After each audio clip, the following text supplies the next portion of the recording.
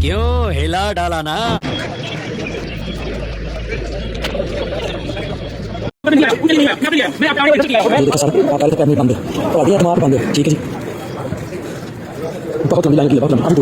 हाँ जी, तो फिर ये देख के आपको क्या लगा? ये कोई फज्जा सिरी पाई वाला है या फिर कोई ये नाश्ते की दुकान है या कोई रेडी ऐसी कि जहाँ पर लोग जाते हैं टिकटॉक बनाने के लिए, या फिर फेमस कोई नाश्ते की दुकान है कि सुबह सुबह इतनी सुबह सुबह आवाम 2-3 बजे आई है आवाम, और वो भी लाइनों में खड़ी है, और वो भी सिर्फ इंतजार कर रही है कि कब अकेडमी का दरवाजा खुले और हमें अंदर एंटर होने का मौका मिले। एक हुक्म पे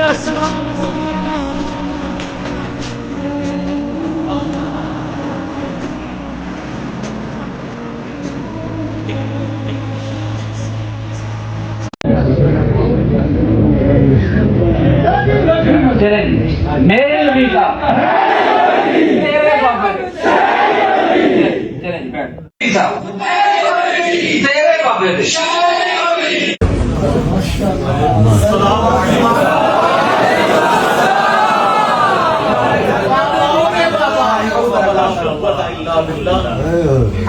सदियों के फिरके उल्टे गए, उसके ऊपर 295 सी लगवा दी है।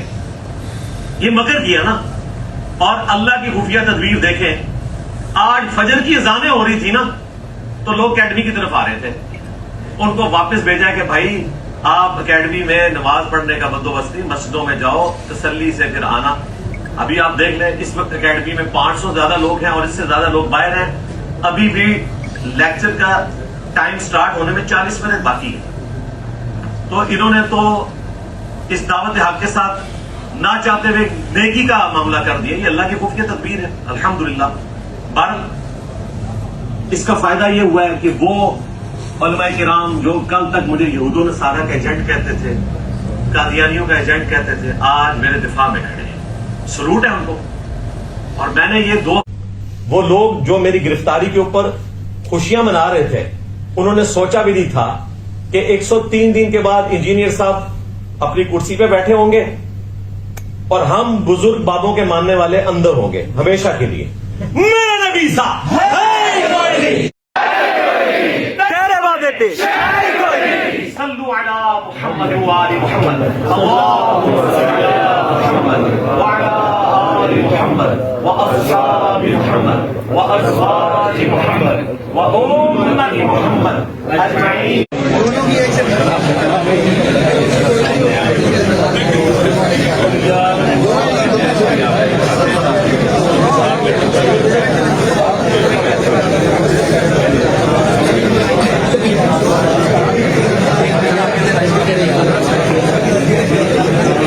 मुझ समेत ये सारी अवाम सिर्फ इसलिए खड़ी है कि इनको कोई अच्छी बात पता चले, ऐसी बात पता चले कि जो इन्हें आज तक बताई ही नहीं गई, और मौलवियों ने इन बातों से इन्हें दूर रखा है, कुरान और हदीस से दूर रखा है। हालांकि मुझ समेत इन सब की इंजीनियर से कोई रिश्तेदारी नहीं है, कोई ये फंडिंग नहीं करता हमें, कोई ये हमें चंदा नहीं देता, ये कोई हमें कोई पैसे नहीं लगाता कि जनाब ये सब लोग इसको सुनने जा रहे हैं, इससे कोई अपना हिस्सा लेने जा रहे हैं कि जनाब हमें भी कोई पैसे दे दो, या हमें भी कोई लंगर दे दो, या कोई ऐसी चीज दे दो कि जिससे अवाम इससे खिंची चली जाए, या फिर कोई लालच है कि किसी लालच की वजह से अवाम इसको सुनने जा रही है।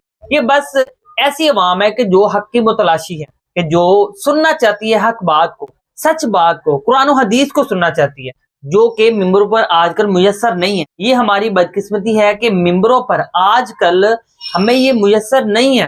ये बहुत ही अफसोस है हमें कहना पड़ रहा है।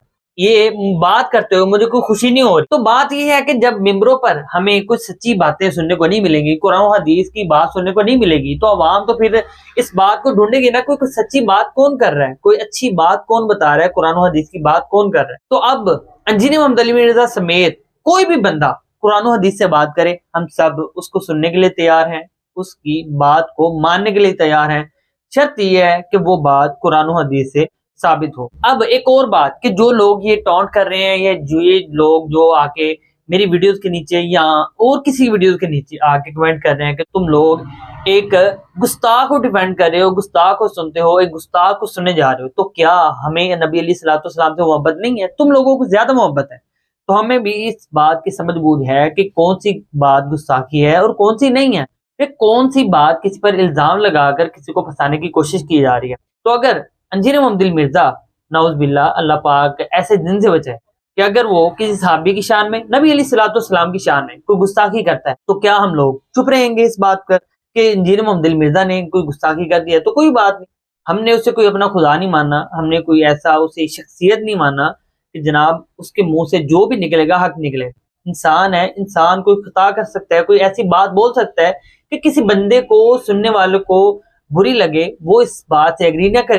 तो ये लाजमी नहीं है कि हम उसकी हर एक बात से एग्री करते हैं। कि अपनी राय है, वो कोई भी राय दे सकता है, लेकिन अगर उसकी राय कुरान और हदीस के खिलाफ होगी तो हम उसकी बिल्कुल भी बात नहीं मानेंगे, क्योंकि उसने हमें किताबों से जोड़ा है, नबी अलैहिस्सलाम की ज़ात से जोड़ा है, अल्लाह पाक से जोड़ा है, ना कि खुद से जोड़ा है। वैसे आज के दिन एकेडमी जाने का मेरा बहुत मन था, मेरा बहुत दिल था कि मैं जरूर जाता, लेकिन किसी वजह से मैं नहीं जा सका। तो इंशाल्लाह हम नेक्स्ट कभी अगले संडे या उससे अगले संडे तो हम जरूर जाएंगे, तो आपको फिर इस पर वीडियो बना के भी बताएंगे। तो दुआ में याद रखिएगा। बहुत शुक्रिया जी।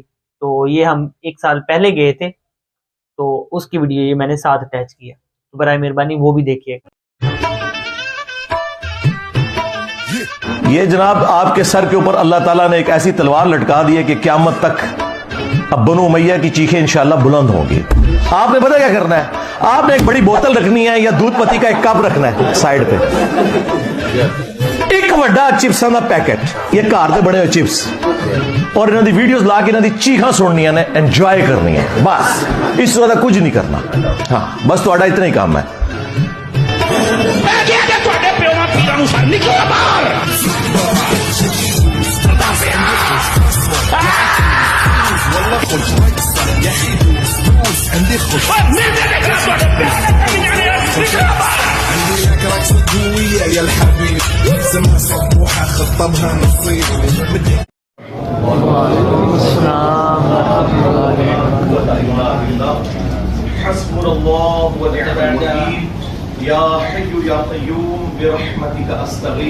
सबसे पहले तो मेरे तमाम देखने और सुनने वालों को मेरी तरफ से अस्सलामु अलैकुम। आज का ये मेरा पहला व्लॉग है, इसलिए अल्फाज के चुनाव में अगर कोई गलती कोताही हो जाए तो उसको नजरअंदाज करके एडवांस में माजरत। तो आज का हमारा सफर जेहलम की तरफ है, और जेहलम का नाम सुनते ही एक ही शख्स का नाम जहन में आता है। जी हाँ जनाब, हमारे उस्ताद मोहतरम जनाब इंजीनियर मोहम्मद मिर्जा साहब। तो चलिए अपने सफर का आगाज करते हैं। तो सबसे पहले हम सफर पर जाने और सवारी पर सवार होने की दुआ पढ़ लेते हैं उस हदीस के मुताबिक कि जिसमें नबी करम सल्लल्लाहु अलैहि वसल्लम जब सफर पर माते तो अपनी सवारी पर चढ़ते और 3 बार अल्लाह अकबर कहते, फिर ये दुआ पढ़ते, सुब्हानल्लज़ी सख्खर लना हाज़ा व मा कुन्ना लहू मुक़रिनीन व इन्ना इला रब्बिना लमुनक़लिबून। और ये कुरान पाक की सूरा ज़ुख़रफ़ की आयत नंबर 13 और 14 भी है। और हमने पेट्रोल डलवा लिया और अब दोबारा से हम अपनी मंजिल की तरफ निकल पड़े। अल्हम्दुलिल्लाह हम पौने घंटे के अंदर अंदर गुजरांवाला शहर पहुंच गए थे। हमारे पास होंडा 125 है, और तेज तरीन सवारी का होना भी अल्लाह पाक की बहुत बड़ी नेमत है, और इस नेमत पर हमें अल्लाह पाक का बहुत ही शुक्र अदा करना चाहिए कि हम इन तेज तरीन सवारियों की वजह से अपनी मंजिल पर टाइम से पहुंच पाते हैं। और इस सफ़र में ये मैं हूँ, ये हमारे बहुत ही प्यारे दोस्त समीर भाई हैं, और हम जेहलम जा रहे हैं, और ये हम वजीराबाद पहुँच चुके हैं।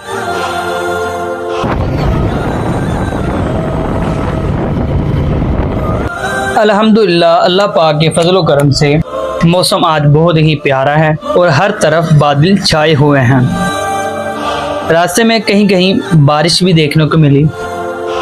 हमारा सफ़र जारी सारी है, और हमारा सारा रास्ता ही बहुत साफ सुथरा था। और ये जेहलम से पहले मिलाद चौक आएगा। अब हम जेहलम टोल प्लाजा पे पहुंच गए। मोटरसाइकिल पर सफर करने के लिए बहुत ही एहतियात से काम लेना चाहिए। आपके पास सेफ्टी का सारा सामान मौजूद होना चाहिए, हेलमेट, और इसके अलावा स्पीड आपके कंट्रोल में होनी चाहिए। रास्ते में हमने अल्लाह माफ करे 3 से 4 एक्सीडेंट देखे, जिसमें एक ट्रक फुटपाथ पे चढ़ चुका था, गाड़ियां आपस में टकराई, एक औरत का बाया बाइक में आ गया और वो गिर गई। और फिर यहाँ पर हमें जेहलम के डिप्टी कमिश्नर साहब ने वेलकम कहा। और यहाँ पे एक छोटी सी वीडियो एकेडमी की तरफ जाते रास्ते की भी थी, जो कि पुलिस पुलिस वाले चाचों ने कुछ सिक्योरिटी इशू की वजह से डिलीट करवा दी और एकेडमी के अंदर आते ही हमें एकेडमी की तरफ से नाश्ता पेश किया गया, जिसमें वाइट चने साथ में खमीरी रोटी भी थी और फिर बाद में चाय भी पेश की गई। ठंडे पानी का इस्तेमाल था और नाश्ता बिल्कुल फ्री था और सिक्योरिटी तो बहुत बेहतरीन थी। और हमने अपनी बाइक भी स्टैंड में खड़ी कर दी है, जिसका हमें ये बताया गया कि वो बिल्कुल फ्री है, और अपनी जूती भी जमा करवा के उसका भी टोकन ले लिया और वो भी फ्री में। और ये सामने फरहान भाई बैठे हुए हैं जिनका चैनल है यूट्यूब पे जेहलम एकेडमी के नाम से, और ये लोगों की लाइव स्टोरीज वगैरह रिकॉर्ड करते हैं। और जैसे ही हम नाश्ता करके फ्री हुए तो हम अंदर आए और अंदर का टेम्परेचर तो बहुत ही ज़बरदस्त था। माशाल्लाह 8 AC लगे हुए थे। और यहाँ इस जगह उस्ताद मोहतरम साहब आके बैठेंगे।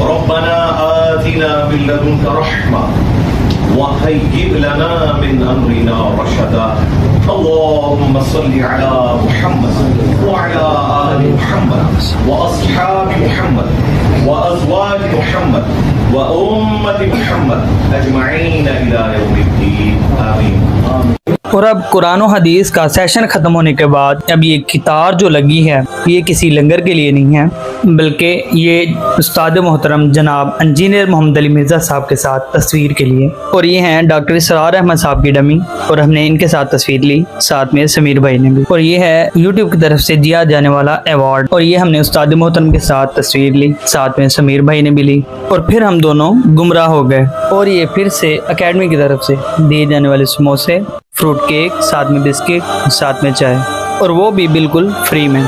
ہماری مہمان نوازی کرنے پر ہم استاد محترم کا بہت بہت شکریہ ادا کرتے ہیں۔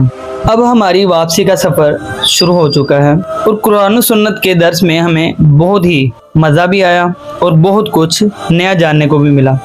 اللہ پاک ہمیں اس پر عمل کرنے کی توفیق عطا فرمائے، آمین۔ اور اب نماز کا ٹائم ہو چکا ہے، اور اب ہم ظہر اور عصر کو جمع کر کے پڑھیں گے اس حدیث کے مطابق کہ جس میں نبی علیہ الصلوۃ والسلام نے بغیر کسی خوف کے سفر کے نمازوں کو اکٹھا کر کے پڑھا۔